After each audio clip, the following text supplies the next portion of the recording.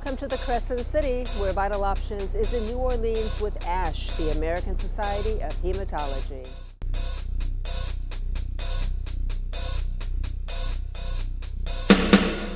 This is Selma for Vital Options and the group room where we are bringing you an Advocate in Action feature. And I am now joined by Erin Schwartz, Vice President of Strategic Partnerships and Global Advocacy for the Max Foundation, and also by Viji Venkatesh. And Viji is the country head of the Max Foundation in India. And I am so intrigued by the vision and mission. And let's start with you, Erin, about what is the Max Foundation and why do you exist? Okay, the Max Foundation has been around since 1997. It was started in honor of Max, who had leukemia, chronic myeloid leukemia, before the time of Gleevec. And how old was he? He was 14 years old, and his family brought him from Argentina to the U.S. to get the very best treatment possible. He got treated at MD Anderson. The family did an all-out search for a match. We're not able to find a donor match. He had an autologous transplant and lived with CML until he was 17. And the family felt like they had learned so much through the process of helping him, and they felt compelled to really find ways to help share that with the community. Did Max live to see his organization He started? did not live to see his organization story. We feel like his spirit lives on, you know, in the legacy of the work that we do today. So our mission is really around helping people living with blood cancer and rare cancer worldwide, and the historical beginnings were in helping families facing leukemia within Latin America, and then it broadened. Is his family still involved? Yes, his stepmom, Pat Garcia Gonzalez, is the CEO of the organization. And what do you do exactly? Now, I contacted you because I was looking for a particular access to a certain drug that is very costly in Bangladesh. Right. What do you ordinarily do as far as those kinds of resources? Well, what was interesting when we got your call is that, and it's like this with many people, for them, the call and the situation is very exceptional. And for us, through our Max Global Helpline, we receive many calls that are just like that. And so our global helpline is there for emotional support, informational referrals, and advocacy. And a lot of times people find us because they are trying to help a friend, or they're trying to help a loved one, or they've just met someone like you calling us to see how we might be able to help. The goal is really access to treatment. Is access to treatment the ability to literally afford to access a drug, or is it access to a referral to a cancer center or a physician? Well, I think that it's a great question, because I think access to treatment looks very different all the time, and our team has a breadth of experience in terms of trying to look at, in all the different countries where we work, what's the best way for someone to get the treatment and the support and the care and support that they need. And so in some cases, helping with access to treatment means making a referral to a physician who's a key opinion leader in their country, and that physician can be the key to treatment. And how many countries are you working in now? We work worldwide, but in terms of on a yearly basis, we help in over 100 countries. Which brings us to Viji. Yeah. And I believe that the healthcare delivery system in India is probably pretty complex. It is. It definitely is, because you're looking at the sheer numbers of people involved, and the fact that healthcare providers have to cope with so much more. We're still struggling with infection and diseases like infant mortality and cholera and typhoid and diseases like that. Tell me what you deal with in India, and also as it might compare to the kinds of issues that Erin would deal with here in the States. Our major project in India is working with a very large group of chronic myeloid leukemia survivors, close to 17,000 patients. We monitor their access to their drug. We ensure that they're compliant. We work with training the physicians who take care of them.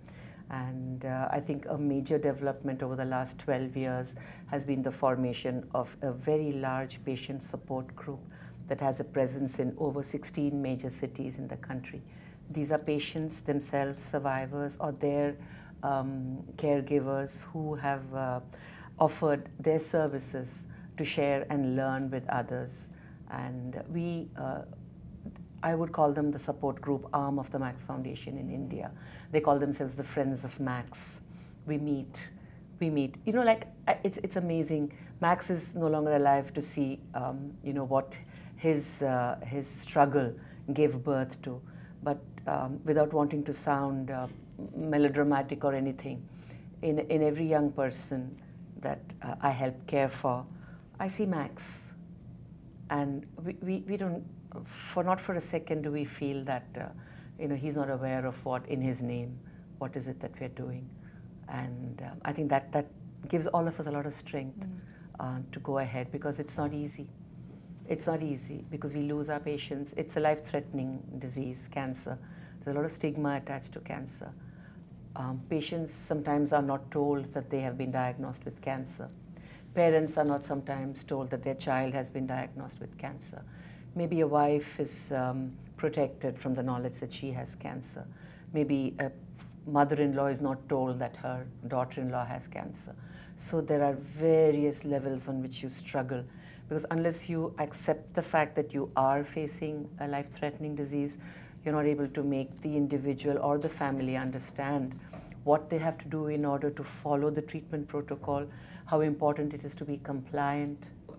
In the work that we do, in addition to helping people living with cancer on a one-on-one basis, we've also really embraced the importance of awareness and awareness campaigns. And so each October, which is the month that Max was born in, we undertake a global cancer awareness program and initiative that we do in partnership with local patient support associations. And this year, Viji is holding the book Maximo and the Big C, because it's very tied with what you're saying about how can we help to break down stigma. And some dear cancer survivors and advocates worked together with Viji, who authored Maximo. this book. Maximo and the Big C. It says it's a tale of courage and compassion, a lesson in how to fight the fear. And it was this book that we launched in October as part of our awareness campaign, and over 40 organizations around the world have, thanks to generous sponsors, were able to present the books to children in order to do just what you said, to try and help break down the stigma. Books in English? The book's in English. It has been translated into 8 Indian languages and Malay, Mandarin, Spanish, German, Wonderful. French, Arabic. Yeah. With that big, looks like a big tabby Maine Coon. He's the big cat. Big cat. I don't mention the word cancer anywhere in the book. It's the Big C. It can be cat, it can be cancer, it can be courage, it can be compassion. And how do people obtain this book? We have a website, just like any book does, called maximoandthebigc.org. And in that website, you're able to flip through virtually the pages and read the story. And we have opportunities for people to purchase the book because it is available on Amazon. But we also have an opportunity for anyone who wants to help make the book available to other children, that they could sponsor the book so that another child could be given the book. Is the Max Foundation solely focused on hematologic malignancies? It is. It's blood cancer and rare cancers, and so we hear from a broad variety of people. And it's interesting when you say rare cancers, you may have, there's subgroups of common cancers absolutely. that, although they're not, quote, rare right. cancers, they have maybe a genomic composition Right. that makes them a rare presentation of a more Yes. common cancer.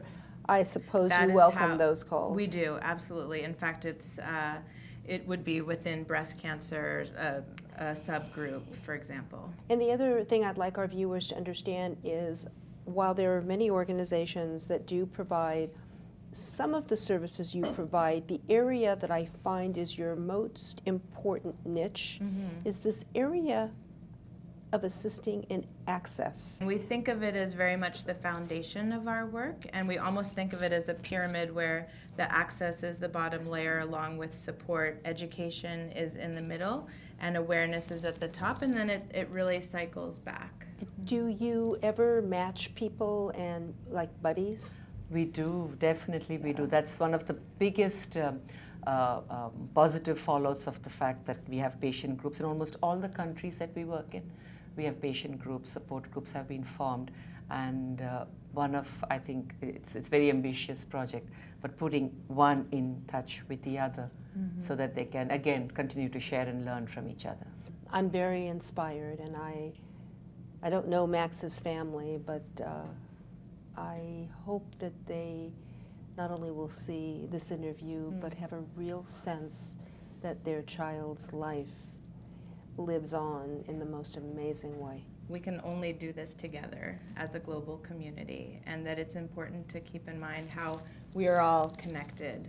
We are all connected, and because we're all connected, we have that strength within us. And so I hope that we can work together with groups like yours and many others so that we can use our strength and really work towards a cancer-free world.